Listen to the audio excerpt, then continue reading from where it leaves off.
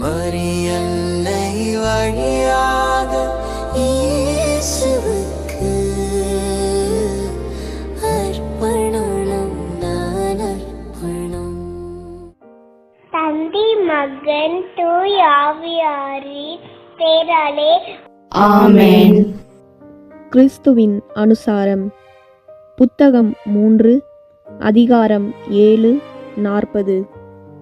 மனிதனில் எந்த நன்மையும் இல்லை, அவனால் எதிலும் பெருமை கொள்ள இயலாது.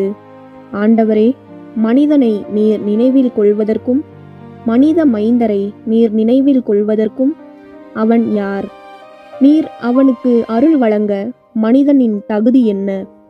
ஆண்டவரே, நீர் என்னை கைவிட்டால் நான் குற்றம் சாட்டவோ அல்லது நான் விண்ணப்பித்ததை நீர் வழங்காவிட்டால் நான் நீதி கேட்கவோ என்ன காரணம் என்னிடம் உண்டு? நான் உண்மையாக சிந்தித்து மிகவும் உறுதியாக சொல்கிறேன். ஆண்டவரே,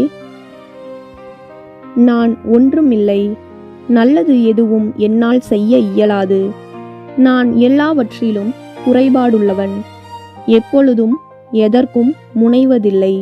மேலும் நான் உம்மால் உதவப்பட்டு உள்ளார அறிவுறுத்தப்படாவிட்டால் நான் முற்றிலும் வெதுவெதுப்பும் தளர்ச்சியும் முற்று போகிறேன். ஆனால் ஆண்டவரே, நீர் எப்போதும் இருக்கிறவாறே இருக்கிறீர், நித்தியத்திற்கும் நிலைத்து நிற்கிறீர். என்றும் நல்லவராய் நீதியும் தூய்மையும் உடையவராய் எல்லாவற்றையும் நன்றாய் நீதியோடும் தூய்மையோடும் ஞானத்தோடும் முறைப்படுத்துகிறீர். ஆனால் முன்னோக்கி செல்வதை விட பின்னோக்கி செல்வதில் அதிக விருப்பமுள்ள நான் எப்போதும் ஒரே நிலையில் இருப்பதில்லை. ஏனென்றால் நான் 7 வெவ்வேறு முறை மாறுகிறேன். ஆனால் அது உங்களுக்கு பிரியமாக இருக்கும்போது அது விரைவில் சிறப்புறுகிறது. நீர் உமது உதவி கரத்தை நீட்டினீர். ஏனென்றால் மனிதனின் துணையின்றி உம்மால் மட்டுமே எனக்கு உதவவும் என்னை தேற்றவும் முடியும். அதனால் என் முகம் முற்றிலும் மாற்றம் பெறட்டும். என் இதயம் மாறி உம்மில் மட்டுமே இளைப்பாறச் செய்யும். சிந்தனை: அமைதியின் காலத்தில் மிகவும் பாதுகாப்பாக இருப்பவர் பெரும்பாலும் போரின் போது மிகவும் மனமுடைந்தவராக காணப்படுவார். எப்பொழுதும் உங்கள் பார்வையிலேயே தாழ்ச்சியோடும் சிறுமையோடும் இருந்து உங்கள் ஆவியை சரியான ஒழுங்கிலும் கீழ்ப்படிதலிலும் வைத்திருந்தால் ஆபத்திலும் தீங்கிலும் அவ்வளவு எளிதில் விழமாட்டீர்கள். நீங்கள் உற்சாகத்தின் ஆவியை கருவுற்றிருக்கையில் அந்த ஒளி திரும்ப பெறப்படும்போது எப்படி இருக்கும் என்பதை நீங்கள் தியானிக்க வேண்டும் என்பதே சிறந்த ஆலோசனை. தூய ஆவியார் ஜெபம். தூய ஆவியாரே, எழுந்தருளி வாரும்.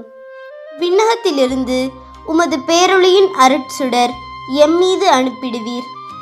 எளியோரின் தந்தையே வந்தருள்வீர். நன்கொடை வள்ளலே வந்தருள்வீர். இதயே வந்தருள்வீர். உன்னத ஆறுதலானவரே, ஆண்மை இனிய விருந்தினரே, இனிய தன்மை தருபவரே, உழைப்பின் களைப்பை தீர்ப்பவரே, வெம்மை தணிக்கும் குளிர் நிழலே, அழுகையில் ஆறுதலானவரே, உன்னத பேரின்ப ஒளியே, உம்மை நம்புவோருடைய இதயத்தின் ஆழம் நிரப்பிடுவீர். உமது அருளாற்றல் இல்லாமல் மனிதரில் எதுவும் இல்லை, நல்லது அவனில் எதுவும் இல்லை. மாசு கொண்டதை கழுவிடுவீர், வறட்சியுற்றதை நனைத்திடுவீர், காயப்பட்டதை ஆற்றிடுவீர், வணங்காதிருப்பதை வளைத்திடுவீர், குளிரானதை குளிர் போக்கிடுவீர், தவறி போனதை ஆண்டருள்வீர். இறைவா, உம்மை நம்பும் அனைவருக்கும் உமது 7 கொடைகளையும் வழங்கிடுவீர், புண்ணிய பலன்களையும் வழங்கிடுவீர். இறுதியில் மீட்பை அளித்து அளவில்லாத இன்பமும் அருள்வீரே. ஆமேன். சமுத்திரத்தின் நட்சத்திரமே, சமுத்திரத்தின் நட்சத்திரமே வாழ்க. கடவுளின் கருணை உள்ள தாயே, எப்பொழுதும் கன்னிகையே, மோட்சத்தின் இனிய வாசலே வாழ்க. கபிரியேல் தூதன் உரைத்த மங்கள வாழ்த்துரையை ஏற்று ஏவியின் பெயரை மாற்றிய தாயே, சமாதானத்தில் எங்களை நிலை நிறுத்துவீராக. குற்றவாளிகளின் பாவ விலங்கை அறுப்பீராக. பாவ இருளில் உள்ளோருக்கு ஒளி அருள்வீராக. எங்கள் எல்லா தீமைகளையும் நீக்கி நலன் அனைத்திற்காகவும் மன்றாடுவீராக.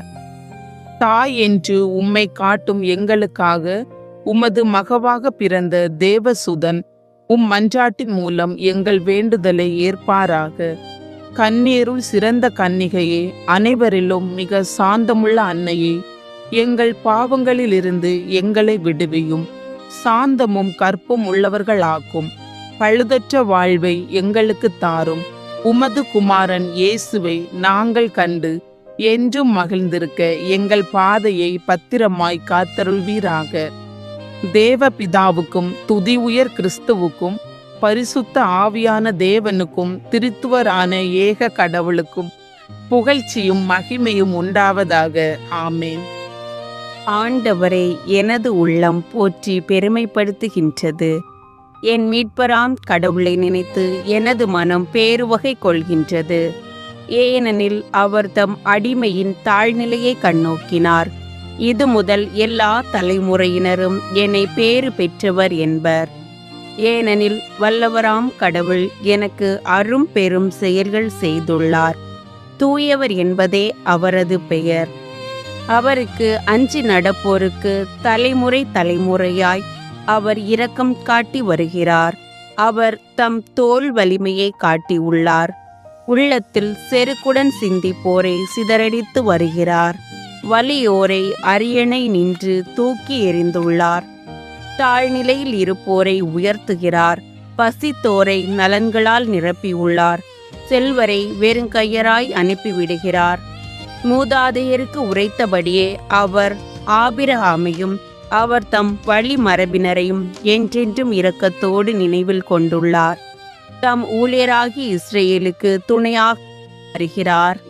ஆமேன். தந்தைக்கும் மகனுக்கும் தூய ஆவியாருக்கும் மாட்சிமை உண்டாவதாக. தொடக்கத்தில் இருந்தது போல இப்பொழுதும் எப்பொழுதும் என்றென்றும் இருப்பதாக. ஆமென்.